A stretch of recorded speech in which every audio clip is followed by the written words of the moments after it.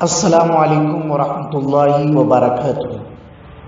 Islamic معاشرہ YouTube channel پر محترم سامعین، محترم ناظرین حضرات، ماہ محرم الحرام کے مہینے میں جاری من گھڑت باتیں اور ان کا سدباب، ان کا قرآن حدیث کی روشنی میں غلط ہونا ہم سن رہے ہیں۔ ایک اور نئی بات ہم سیکھتے ہیں، ماتم کی ابتدا کس نے کی؟ آئیے اس سے سماعت کرتے ہیں۔ شیعہ حضرات کی مستند کتابوں سے حوالہ جات ہے۔ سب سے پہلے ابلیس نے ماتم کیا تھا۔ شیعوں کے عالم علامہ شفیع بن صالح لکھتے ہیں، شیطان کو بہشت سے نکالا گیا تو اس نے نوحہ ماتم کیا۔ حدیث پاک میں ہے کہ ابلیس نے اسی وقت کو نوحہ کیا۔ یہ ماتم اس نے بہشت کی جدائی میں کیا۔ رسول اللہ صلی اللہ علیہ وسلم نے فرمایا، ماتم کرنے والا کل قیامت کے دن کتے کی طرح آئے گا۔ اور آپ نے یہ بھی فرمایا کہ ماتم اور مرثیہ خوانی زنا کا منتر ہے۔ شیعہ کی معتبر کتاب مجمع المعارف، حاشیہ حلیۃ المتقین، صفحہ 142، صفحہ 162 اور حرمت غنا مطبوعہ طہرا طبع جدید میں آپ دیکھ سکتے ہیں۔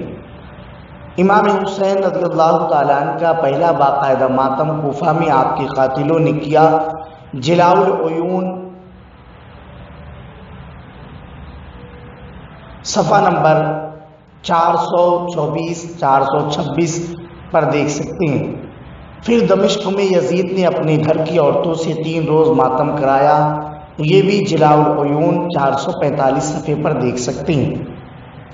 ابن زیاد نے آپ کے سر مبارک کو کوفہ کے بازاروں میں پھرایا۔ کوفہ کے شیعوں نے رو رو کر کوہرام برپا کر دیا۔ شیعوں کی اپنی کتابوں میں لکھا ہے کہ کوفہ والوں کو روتا دیکھ کر سیدنا امام زین العابدین رضی اللہ تعالیٰ عنہ نے فرمایا، یہ سب خود ہی ہمارے قاتل ہیں اور خود ہی ہم پر رو رہے ہیں۔ احتجاج طبرسی جلد نمبر 2 صفحہ 29 پر آپ دیکھ سکتے ہیں۔ حضرت سیدہ طاہرہ زینب رضی اللہ تعالیٰ عنہ نے فرمایا کہ تم لوگ میرے بھائی کو روتے ہو، ایسا ہی صحیح روتے رہو، تمہیں روتے رہنے کی کھلی چھٹی ہے۔ کثرت سے رونا اور کم ہنسنا، یقیناً تم رو کر اپنا کانا پن چھپا رہے ہو، جبکہ یہ بے عزتی تمہارا مقدر بن چکی ہے۔ تم آخری نبی کے لخت جگر کے قتل کا داغ آنسوؤں سے کیسے دھو سکتے ہو، جو رسالت کا خزانہ ہے اور جنتی نوجوانوں کا سردار۔ یہ بھی احتجاج طبرسی جلد نمبر 2 صفحہ 30 پر۔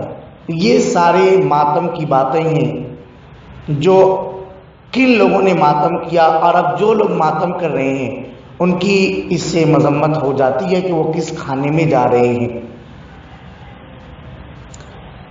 اس لیے ہمیں چاہیے کہ جن لوگوں نے ماتم کی ابتدا کی ان کا ساتھ چھوڑ کر جو لوگ اس کے خلاف ہیں انہی کا ساتھ دینا چاہیے، اس لیے کہ حدیث میں بھی آیا ہے کہ نوحہ کرنا، سوگ منانا، چیخنا چلانا، سینہ کوبی کرنا، ان سب چیزیں سے حضور صلی اللہ علیہ وسلم نے منع فرمایا۔ بخاری وغیرہ کی احادیث اس پر شاہد ہیں۔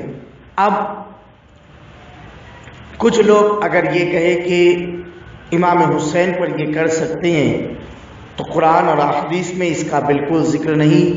جہاں اس طریقے کی باتیں آئیں وہاں حضور صلی اللہ علیہ وسلم نے کچھ باتوں کا استثناء فرما دیا، لیکن یہاں پر ایسا نہیں۔ لہٰذا اپنے آپ کو، اپنے گھر والوں کو ماتم جیسی بری وبا سے، بلا سے اور گناہ کے کام سے دور رکھا جائے۔ اللہ ہمیں توفیق عطا فرمائے۔